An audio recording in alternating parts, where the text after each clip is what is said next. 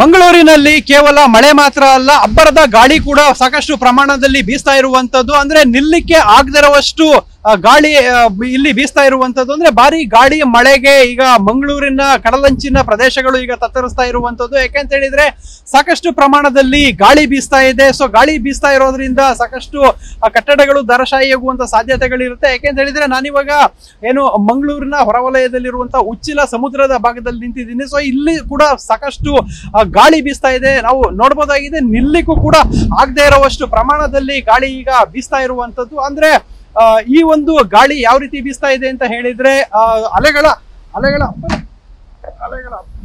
ಅಬ್ಬರ ಕೂಡ ಸಾಕಷ್ಟು ಪ್ರಮಾಣದಲ್ಲಿ ಬರ್ತಾ ಇರುವಂತದ್ದನ್ನ ನಾವು ಕೂಡ ನೋಡಬಹುದಾಗಿದೆ. ಅಂದ್ರೆ ಇಲ್ಲಿ ಅಲೆಗಳ ಜೊತೆಗೆ ಗಾಳಿ ಕೂಡ ಸಾಕಷ್ಟು ಪ್ರಮಾಣದಲ್ಲಿ ಬೀಸ್ತಾ ಇದೆ. ಇಲ್ಲಿ ನೋಡ್ಬೋದಾಗಿದೆ ತೆಂಗಿನ ಮರಗಳು ಕೂಡ ಯಾವ ರೀತಿ ಗಾಳಿ ಹೊಡೆತಕ್ಕೆ ಯಾವ ರೀತಿಯಲ್ಲಿ ಅಲುಗಾಡ್ತಾ ಇದೆ ಅನ್ನೋದನ್ನ ಕೂಡ ನಾವು ನೋಡ್ಬೋದಾಗಿದೆ. ಸಾಕಷ್ಟು ಪ್ರಮಾಣದಲ್ಲಿ ತೆಂಗಿನ ಮರದ ಗರಿಗಳು ಕೂಡ ಅಲುಗಾಡ್ತಾ ಇರುವಂತದ್ದು. ಅಂದ್ರೆ ಸಾಕಷ್ಟು ತೆಂಗಿನ ಮರಗಳು ಕೂಡ ಇಲ್ಲಿ ಧರಾಶಾಯಿ ಆಗಿರೋದನ್ನ ನಾವು ಕಾಣಬಹುದಾಗಿದೆ. ಅಂದ್ರೆ ಈ ಒಂದು ಪ್ರದೇಶದಲ್ಲಿ ಸಾಕಷ್ಟು ಗಾಳಿ ಮತ್ತೆ ಮಳೆ ಬರ್ತಾ ಇರೋದ್ರಿಂದ ಅಂದ್ರೆ ಕಡಲ ಬದಿಯಲ್ಲಿರುವಂತಹ ಮರಳು ಮಿಶ್ರಿತ ಏನು ಮಣ್ಣಿದೆ ಅದು ಶಿಥಿಲಗೊಂಡಿರುವಂತದ್ದು. ಸೊ ಇದು ಶಿಥಿಲಗೊಂಡಂತಹ ಕಾರಣ ಇಲ್ಲಿಗೆ ಸಾಕಷ್ಟು ಪ್ರಮಾಣದಲ್ಲಿ ಈ ರೀತಿ ಮರಗಳು ಮತ್ತೆ ಪಕ್ಕದಲ್ಲಿರುವಂತಹ ಕಟ್ಟಡಗಳೆಲ್ಲ ಧರಾಶಾಯಿ ಆಗ್ತಾ ಇರುವಂತದ್ದು. ಅಂದ್ರೆ ಇದೇ ರೀತಿ ಗಾಳಿ ಮಳೆ ಮುಂದುವರೆದ ಸಾಕಷ್ಟು ಹಾನಿ ಅನಾಹುತಗಳಾಗುವಂತಹ ಸಾಧ್ಯತೆಗಳಿರುತ್ತೆ. ಯಾಕೆಂತ ಹೇಳಿದ್ರೆ ಏರುಪೇರು ಆಗ್ತಾ ಇರುವಂತದ್ದು. ಅಂದ್ರೆ ಒಮ್ಮೆಲೆ ಗಾಳಿ ಬೀಸುತ್ತೆ ಮತ್ತೆ ಶಾಂತವಾಗಿ ನಿಲ್ಲುವಂಥದ್ದು. ಅಂದ್ರೆ ಈಗ ಸ್ವಲ್ಪ ಶಾಂತವಾದ ಪರಿಸ್ಥಿತಿ ಇದೆ,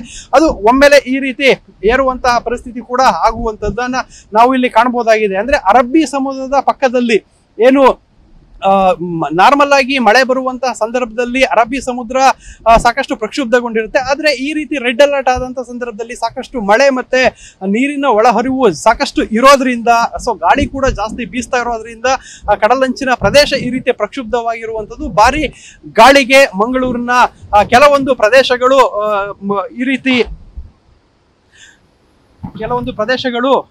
ರೀತಿ ತತ್ತರಿಸಿ ಹೋಗ್ತಾ ಇರುವಂತದ್ದನ್ನು ನಾವು ಕಾಣಬಹುದಾಗಿದೆ.